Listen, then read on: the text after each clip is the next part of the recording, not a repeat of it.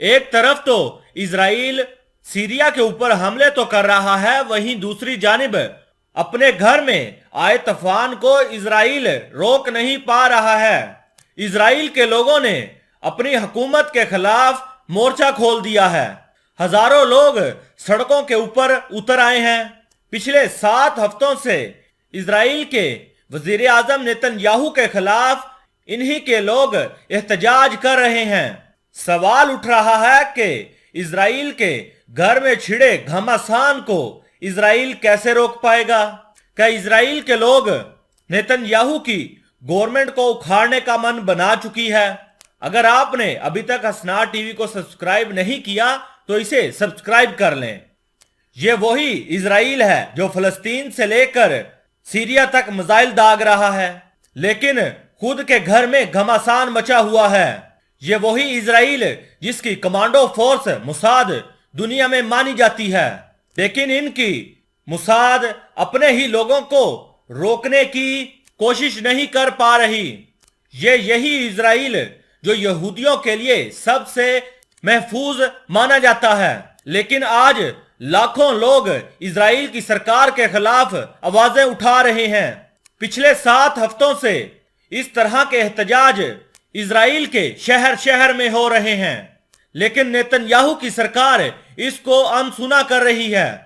हालात ऐसे पैदा हो चुके हैं कि नेतन्याहू की सरकार को जगाने के लिए लोगों ने अपने ही मुल्क में तोड़फोड़ करना शुरू कर दी है और नारे लगा रहे हैं, जिसमें बच्चे, बूढ़े, जवान और औरतें सभी शामिल हैं, जो नेतन्याहू की गवर्नमेंट के खिलाफ लगातार आवाजें उठा रहे हैं। हालात इतने खराब हो चुके हैं कि अब नेतन्याहू जिस जगह मीटिंग करता है वहीं पर मौजूद लोग इसके खिलाफ नारेबाजी करना शुरू कर देते हैं।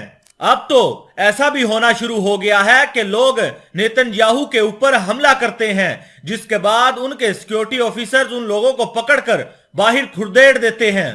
कहा जा रहा है इन एहतजाज के पीछे इजराइल के पुराने वजीर आजम यार लैपिड का हाथ है, जो नेतन्याहू की सरकार के खिलाफ तभी से मोर्चा खोले हुए हैं जब से नेतन्याहू वजीर आजम बने हैं। एहतजाज लगातार जारी है। 10 से ज्यादा शहरों में एहतजाज जारी है और लोग वहां पर तबाही मचा रहे हैं और इजराइल की गवर्नमेंट के खिलाफ और इनके कट्टर मिनिस्टरों के खिलाफ आवाजें उठा रहे हैं। और लोग लगातार कह रहे हैं कि ये एहतजाज उस वक्त तक नहीं रुकेंगे जब तक इजराइल अपने नए बनाए हुए कानून से पीछे नहीं हट जाता। अब समझिए कि इतने बड़े एहतजाज होने की क्या वजह है, किस वजह से लोग इजराइल के नेतन्याहू के खिलाफ निकल पड़े हैं। एहतजाजियों का मानना है कि नेतन्याहू इंसाफ पाने वालों का गला घोटना चाहता है। वो सारे अधिकार अपने ही हाथ में लाने का सोच रहे हैं।